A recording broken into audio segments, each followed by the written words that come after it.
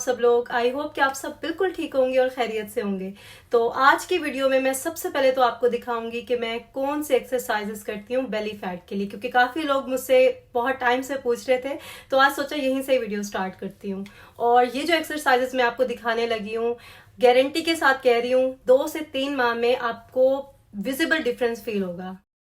सबसे पहले तो मैं ये नी हग्स वाली एक्सरसाइज करती हूँ। ये बहुत ही सिंपल और इजी है लेकिन इफेक्टिव है। तो इसके मैं 3 सेट्स करती हूँ और हर सेट में मैं 10 टाइम्स इसे रिपीट करती हूँ। तो आप बिगिनिंग में 5 टाइम्स अगर करें हर सेट में तो भी बहुत है। सेकंड एक्सरसाइज भी बहुत इजी है और ये जितनी भी एक्सरसाइजेज मैं आपके साथ शेयर कर रही हूँ ना, इनमें किसी भी चीज़ की, किसी भी टूल की ज़रूरत नहीं है। तो आप आज से ही स्टार्ट कर सकते हैं बगैर कोई बहाना किए। आप पूरे दिन में किसी भी टाइम एक्सरसाइज कर सकते हैं, लेकिन खाना खाने के एटलीस्ट 2 घंटे के बाद ही करनी है। और मैं सुबह अर्ली मॉर्निंग करती हूँ क्योंकि वो बेस्ट टाइम होता है। एम्प्टी स्टमक आप जब करते हैं ना वर्कआउट, तो ज़्यादा बेनिफिशियल होता है वो। ये सारी एक्सरसाइजेस बेली फैट के लिए हैं। स्पेशली वो जो बेली पाउच बन जाता है बच्चों के बाद, उसको अगर रिमूव करना है तो थोड़ी सी एफर्ट तो करनी पड़ेगी। तो 10 से 15 मिनट लगते हैं। ये 5 एक्सरसाइजेज हैं जो आपने 3-3 सेट्स में डिवाइड करके करनी है। और उसके बाद आपने करना है प्लैंक, जो कि बहुत इफेक्टिव है पूरी बॉडी के लिए। ये सबसे ज़्यादा मुश्किल वर्कआउट है लेकिन ये बहुत इफेक्टिव है। और वो सभी लोग जो चाहते हैं ना कि हमारी पूरी बॉडी शेप में आ जाए और टाइम भी ना लगे उसमें, तो आपने सिर्फ 1 मिनट के लिए प्लैंक करना है एवरी डे। अब आप सोच रहे होंगे कि तो बहुत आसान है, हम आराम से कर लेंगे, लेकिन जब आप करेंगे ना फिर आपको पता चलेगा। 10 सेकेंड्स के बाद ही आपको लग पता जाएगा। और स्टार्टिंग में आपने यही अपना टारगेट रखना है कि 10 to 30 सेकेंड्स तक आपने करना है। इनमें से कुछ एक्सरसाइजेस तो बहुत ईजी हैं, सब लोग ही कर लेंगे, लेकिन कुछ एक्सरसाइजेस ऐसी हैं जो प्रैक्टिस के साथ आपकी इंप्रूव होंगी। लाइक लेग रेजिंग में अगर आप स्ट्रेट ऊपर नहीं लेके जा सकते अपने लेग्स को, तो जहां तक लेके जा सकते हैं वहां तक लेके जाएं और आहिस्ता आहिस्ता आप देखेंगे कि आप उसमें बेहतर होते जाएंगे। और आपने बस कंटिन्यू करना है, छोड़ना बिल्कुल भी नहीं है। 3 महीने आप करें और फिर मुझे आपने जो है ना इसका फीडबैक देना है। वर्कआउट के साथ साथ आप वॉक भी कर सकते हैं। और स्टार्टिंग में अगर आप 15 मिनट्स भी करते हैं ना वॉक, तो वो इनफ है। और इसके अलावा आपको शुगर जो है ना वो कट डाउन करनी ही होगी अगर आप वाकई अपना बेली पाउच ख़त्म करना चाहते हैं।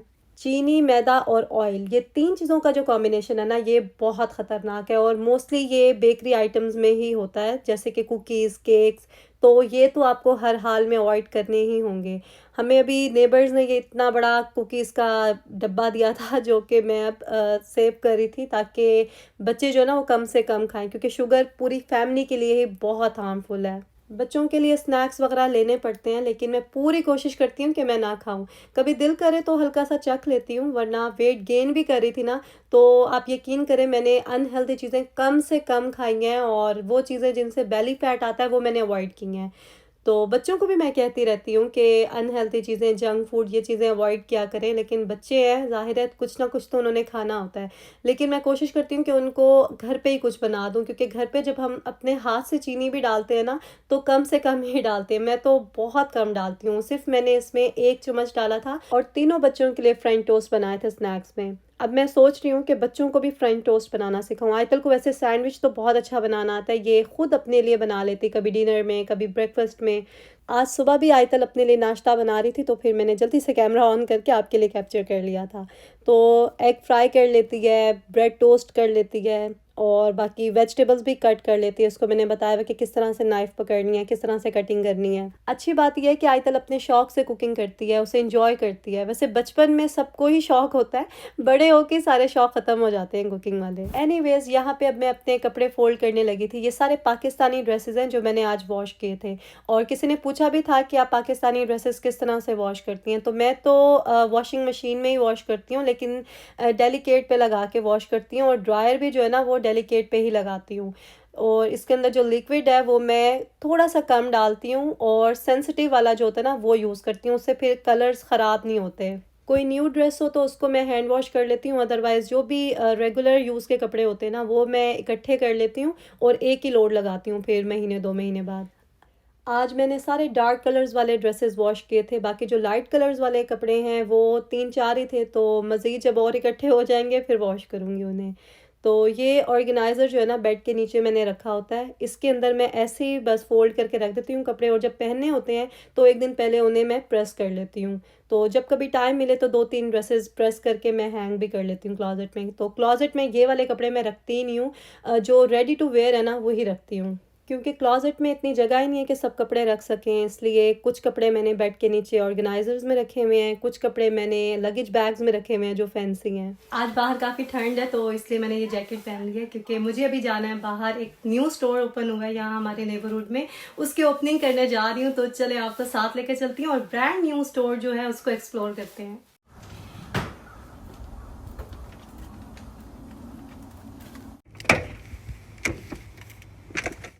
बाहर वैसे अच्छी खासी ठंड है, लेकिन गाड़ी धूप में खड़ी थी तो ठीक ठाक हीट अप हुई हुई है। बस यही सर्दी गर्मी जो है ना तबीयत ख़राब करती है। तो चलें जी, चलते हैं फिर। ये देखें जी, ये आलडी ओपन हुआ है हमारे एरिया में, तो मैंने सोचा यहीं से ग्रॉसरी कर लेती हूँ। तो सेटअप यहाँ का बहुत डिफरेंट था, कुछ भी फ्री नहीं था, कार्ट भी 25 सेंट्स दें तो अनलॉक होती है। और अंदर आए तो बहुत ही क्लीन, और एक वो जो नई वाली स्मेल होती है, बहुत ही अच्छी वाइब्स थी। हमारे घर के बिल्कुल पास है ये स्टोर, मुझे तकरीबन 3 से 4 मिनट ही लगे होंगे रास्ते में। और अच्छा हो गया क्योंकि हमारे नेबरहुड में ना कोई ग्रोसरी स्टोर था नहीं। पहले सेम लोकेशन पे एक ग्रोसरी स्टोर था, लेकिन फ्रूट्स और वेजिटेबल्स वहाँ पे ना फ्रेश नहीं होते थे, तो मैं बहुत ही कम जाती थी।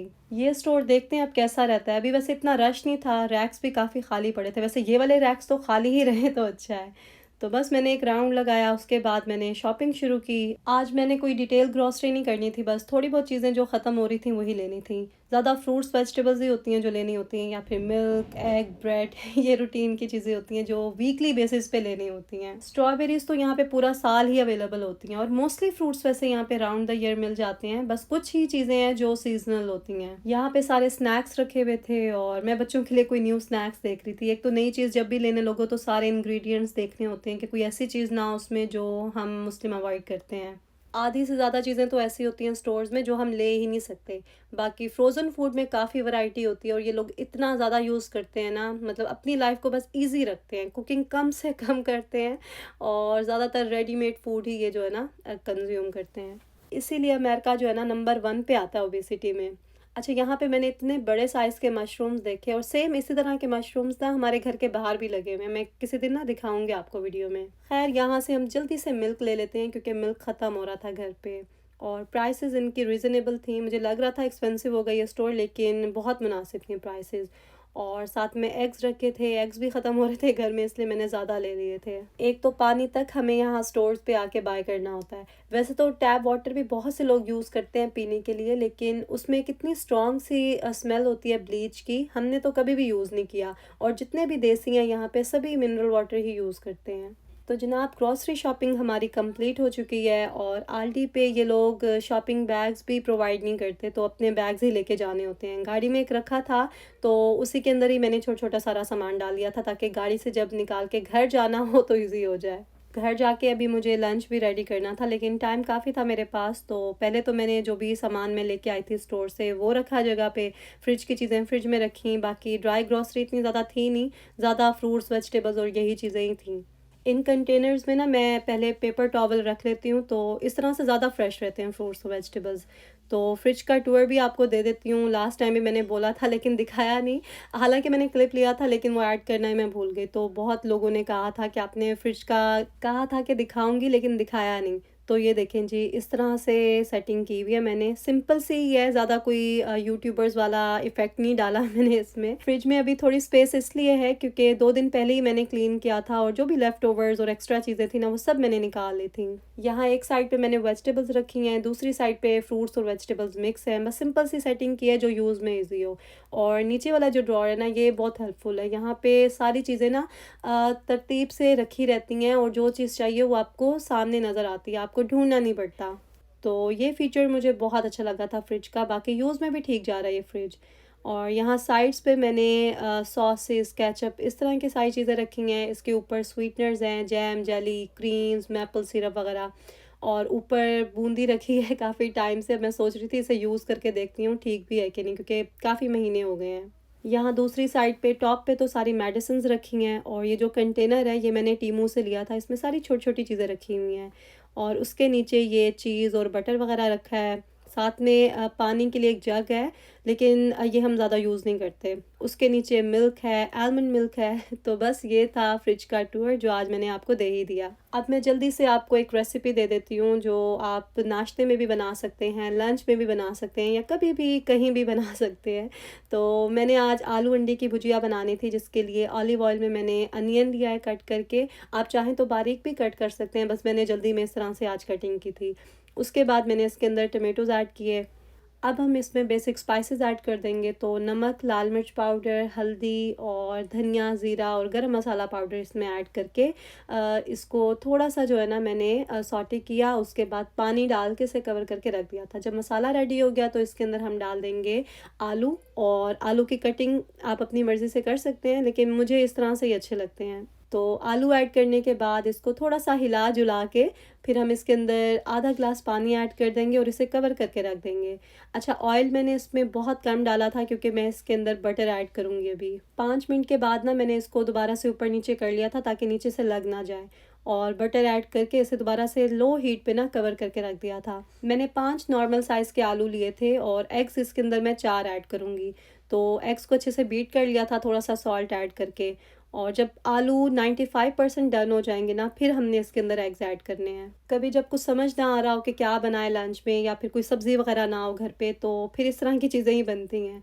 और मेरा प्लान था आज कि मैं आलू बैंगन बनाऊंगी, लेकिन स्टोर पे मुझे बैंगन मिला ही नहीं, इसलिए फिर मैंने सोचा कि आलू अंडे ही बना लेते हैं। अच्छा, अंडे ऐड करने के बाद ना आपने बहुत एहतियात से मिक्स करना है इसको, क्योंकि आलू बहुत सॉफ्ट होते हैं तो वो टूटने लगते हैं फिर। और ये छोटी छोटी टिप्स मैं इसलिए बताती हूँ क्योंकि कुछ बच्चियाँ भी हैं जो मेरी वीडियोस देख रही होती हैं और फिर मुझे पिक्चर्स भी भेजती हैं इंस्टा पे कि हमने आपकी रेसिपी से ये चीज़ ट्राई की है। बाकी मेरी मोस्टली सब्सक्राइबर्स तो एक्सपर्ट हैं कुकिंग में, इसीलिए मैं डिटेल में रेसिपी नहीं देती। वैसे आप बताइएगा कमेंट सेक्शन में कि डिटेल में मुझे रेसिपी देनी चाहिए या ऐसे ही शेयर करना चाहिए। वीडियो अगर अच्छी लगी है तो इसे लाइक ज़रूर करें। मिलते हैं फिर नेक्स्ट व्लॉग में। अपना ख्याल रखें, दुआ में याद रखें। अल्लाह हाफिज़।